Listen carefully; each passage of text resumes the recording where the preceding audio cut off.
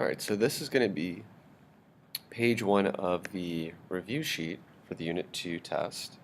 This page we have to identify key information of trig graphs. So the first one looks like either a tangent or a cotangent graph. And the key thing to know is for the domain, we have to figure out where the graph is undefined on the x-axis. That happens to be the location of the asymptotes.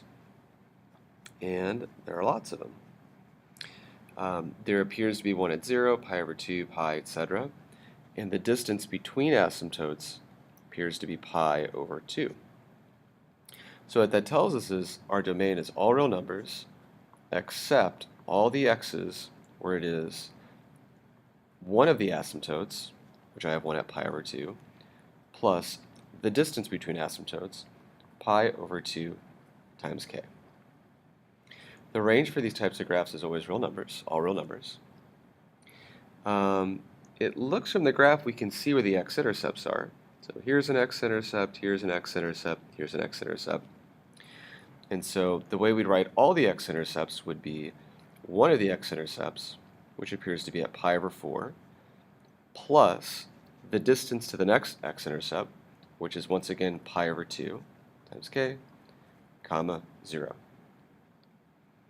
The y-intercept does not appear to exist because there's an asymptote on the y-axis. We don't say that a tangent or cotangent graph has an amplitude, although it does have asymptotes, which are going to be at x equals the location of one asymptote plus the distance to the next one. And just so I'm clear, this answer here is not unique. Another answer would be just x equals 0 plus pi over 2k, because you could consider this to be the first asymptote. And so there's lots of answers to this that you could list. The period we've already established is pi over 2, because that's the distance between the asymptotes. The horizontal shift is hard to tell because we don't have an equation. So I'm going to write CBD for this, or can't be determined.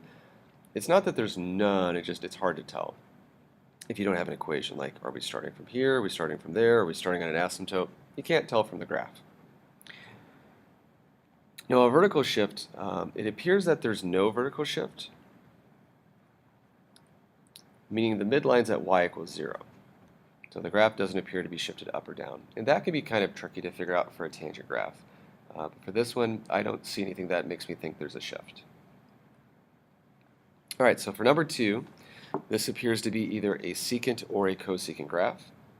So once again, it's a very good idea to draw in where the asymptotes are to give us a point of reference. And the other thing that's a good idea to do is to draw, I usually make that a dashed line, but I forgot to, but that's okay. I'll just go back through and erase. So this is sort of the graph that's in the middle. My eraser's not that good. So hopefully you get that this is not actually part of the graph. It's just a reference point that's going to help us find out all this information, specifically if you wanted to find the equation. The domain of this appears to occur everywhere where we do not have asymptotes. So that'll be all real numbers except, well, there's an asymptote at pi, and the distance between the asymptotes here is 2 pi. So it'd be except pi plus 2 pi k. The range goes from negative infinity to negative 3. That's the bottom u's. And that's going to be unioned with the top u's, which run from positive 3 to infinity. And yes, these need to be square brackets, these need to be parentheses, and the order here matters. X-intercepts, well, the first one is at pi. The distance to the next x-intercept is 2 pi away, so it would be plus 2 pi k, comma 0. We have a y-intercept at 0, negative 3. We don't say that secant or cosecant graphs have amplitudes. The asymptotes appear to be at pi plus 2 pi k. So the first asymptote plus the distance to the next one. All right, be careful for the period on this one. So for tangent, we look at the distance between the asymptotes. But if you look from here to here on this graph, and then from here to there, these are two different parts of the graph. We've got a top U and a bottom U. So an entire period would be actually from here to there, and that's the distance from pi to 5 pi. So the entire period would be 4 pi. You could also look between, say, these two maxes on the cosine curve that's drawn in between. Horizontal shift, once again, you can't really determine from a graph. You could start anywhere on it.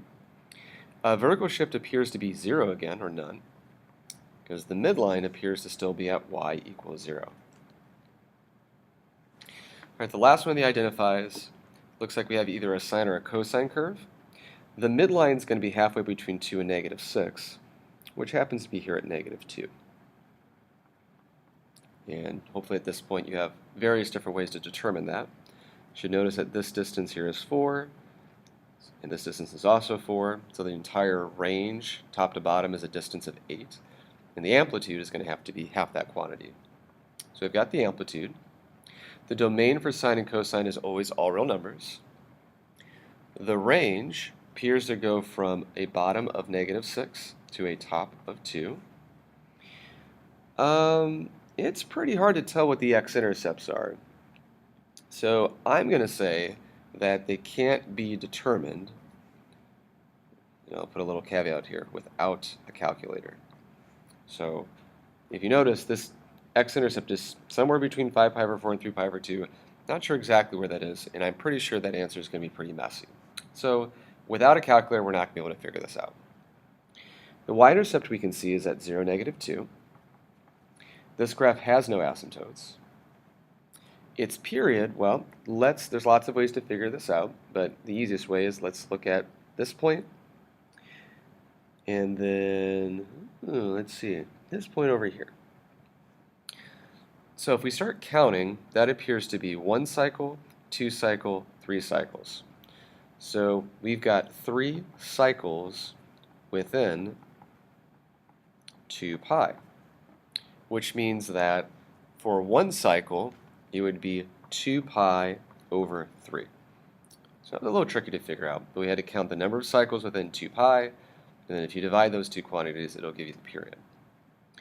The horizontal shift, once again, you can't determine it from the graph, so I'm not sure what it is. The vertical shift appears to be down 2, and the midline is at y equals negative 2. That is the first part of the review guide.